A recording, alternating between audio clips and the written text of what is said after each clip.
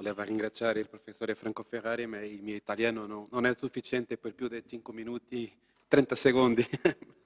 And so I'll speak in English. My English is also not perfect, but I think the Portuguese would be not appropriate for the occasion. I have prepared a small presentation just to limit myself and to help you follow. I've tried to cover the main points that were given.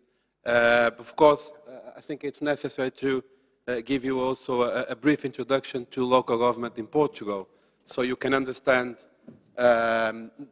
what are we talking about when we're talking about local authorities.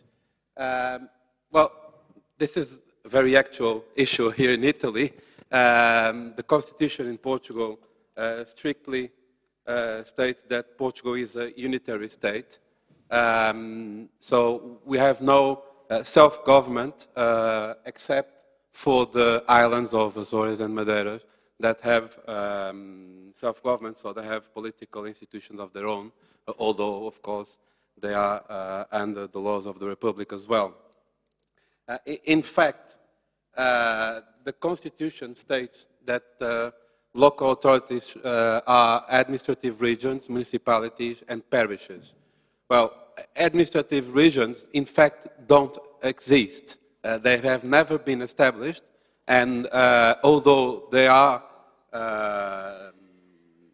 in principle, mandatory, according to the Constitution, we have had a referendum in 1998, and the final verdict was 70% against the creation of regions, although they were not supposed to be political regions, but merely and purely administrative regions.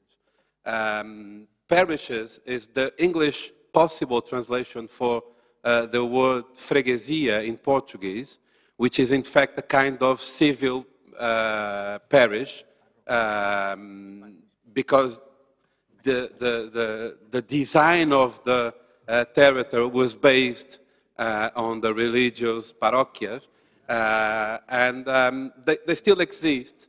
They do not have enough powers to justify their existence, except for the ones in the rural areas, where they do have a kind of proximity to the citizen that justifies their existence. In urban areas, in fact, what they do is that they have some delegate powers from the municipalities. They do take care of some public works, mainly very small public works like paving and taking care of the gardens in the neighborhood, not much more than this. So, in fact, when we talk about local authorities in Portugal, this means municipalities, le comuni italiani.